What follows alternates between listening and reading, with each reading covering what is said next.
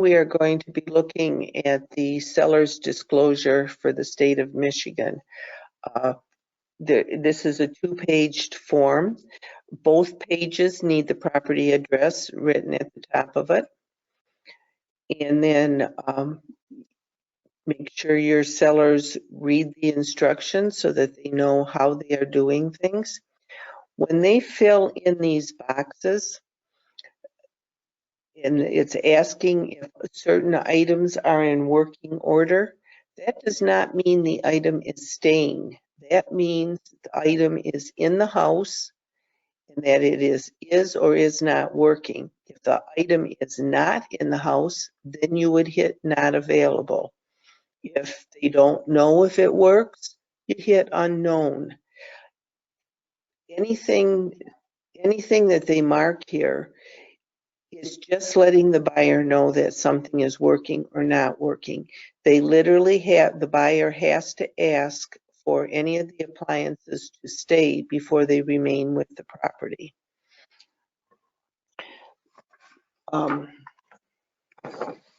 When you have your buyer or your seller fill this out, make sure you go over everything and that they haven't missed anything. It's real easy. I usually hand them a blank piece of paper or a piece of paper, flip it over so it's blank on the back side, and tell them to just run it down across the lines as they're marking it, because these lines are so tight, it's really easy to get mixed up as to what goes with what. So if you've got a paper covering the stuff below, it's a lot easier to follow down with it. But just let them know that to mark everything, don't mark it unavailable unless it is not in the property at all. Couple of things that they may be questioning. I think it's on this one, a wall furnace. Some people don't know what a wall furnace is. Hopefully you do, but if you haven't seen one, they have a blower on them. They're usually in a room that will heat only that room. You might find it in, say a small apartment. If you're doing an apartment building or something, there may be a wall furnace that heats everything because it's just a small space. But you might find them like out in a family room that was a garage, was converted into a family room, and there was no heat source out there, so they installed a wall furnace to heat just that one room. Attic fans are just that. They are fans that cool down the attic. They're not a whole house fan. There is a house fan on here, and those are, and I'm not sure where it is, but the whole house fans are the big units that you would find up in the ceiling that with louvereds on them, and they suck all the hot air out of the house through the attic to the outside. But the attic fan is just what it says it is. It is an attic fan. I don't think there anything else I think is pretty self-explanatory. This right here, it says, unless otherwise agreed, all household appliances are sold in working order, except as noted, without warranty beyond the date of closing. That's something for your buyers to make them aware of it. You know, if it's working at closing, unless they're given a warranty out for the property, that's as far as they're saying it's working. It's working when they gave them possession of the property. Let's see here.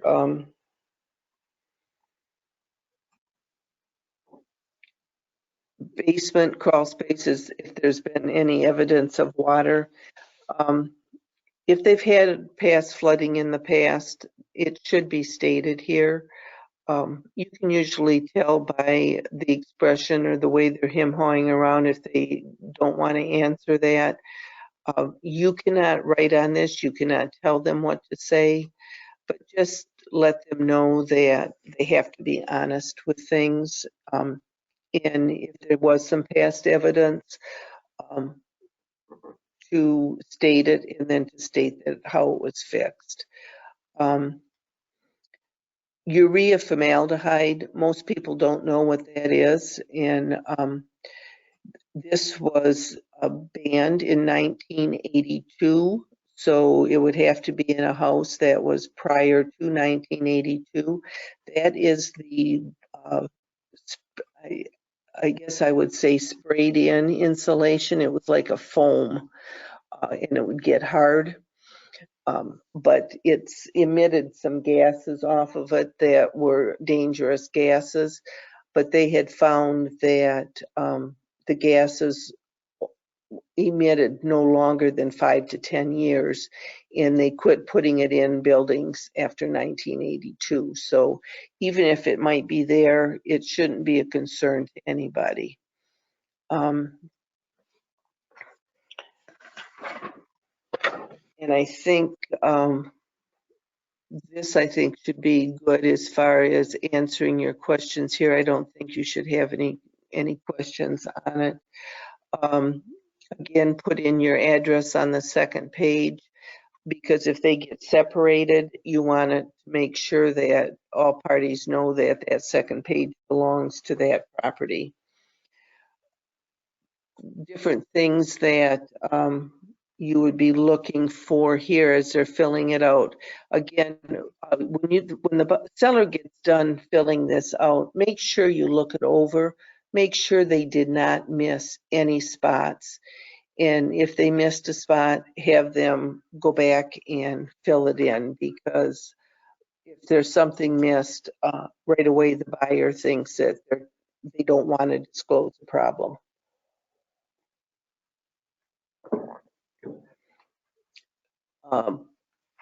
You've got different types of plumbing. A lot of times people don't know what their plumbing is. If they do, if there's an issue, hopefully you can look at it and you can be able to tell them what the type of plumbing that they've got in their house. Again, just approximate ages on the heating system, on the septic, if they have any information on that. Electrical problems, you may want to watch when you're going through the property. There was a Federal Pacific box there. It's a breaker box, and if you do see a Federal Pacific, talk to your sellers about that, because more than likely an inspector is going to want that replaced. They had issues with that. There's not too many of them out there anymore. I think most of them have been replaced, but I do come across them every once in a while, and they're a fire hazard. So if you do find one, they're marked, you'll know it, and your inspector for sure is going to know it, and it's going to be talked about. So if you can see it, that you can talk to your seller about it ahead of time, it just makes you look like you know what you're talking about. When it comes to history of infestation, that is wood boring insects, termites, carpenter ants, powder post beetles, anything that wood boring bees, things that would destroy the wood are what you're talking about for infestation.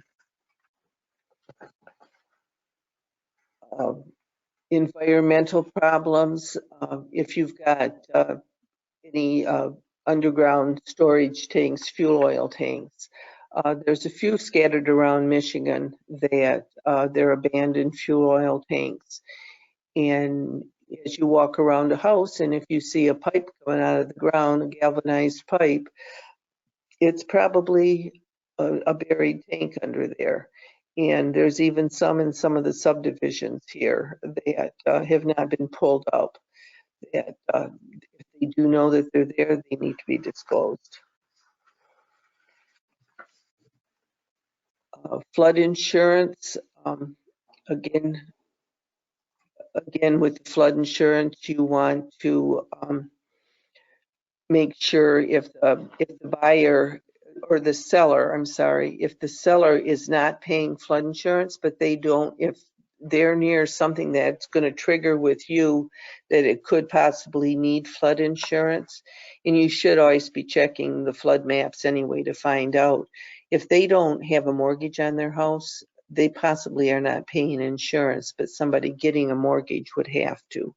So make sure you check on those, even though the buyer or seller may tell you that they are not paying flood insurance.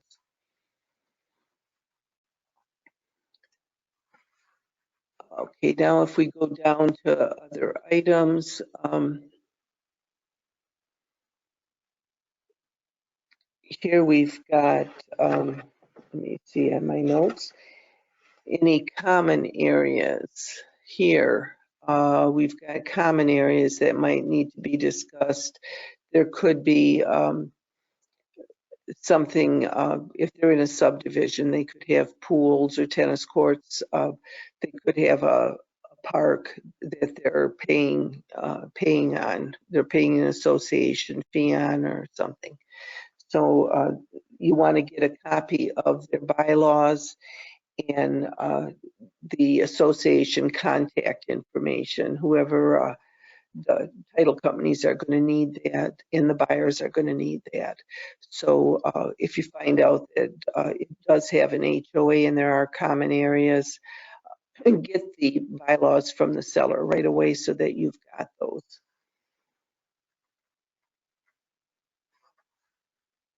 Okay, down here again, they're asking about underground storage tanks. That would be your fuel oil tanks. I think everything is pretty self-explanatory. If you've got any questions on any of it, you just ask. Here where it says the seller has lived in the property, if they are living in the property, the date from when they moved in until present, if they're still living there, or if they've moved out, the date when they moved out, and when they purchased the property, the date of when they purchased the property. You may have a seller that is selling the property for, they might be the power of attorney or an executor or something of an estate. They don't have to fill out the form, but if they say it's their parents, they may know a lot of information on the property, and so they're willing to fill it out.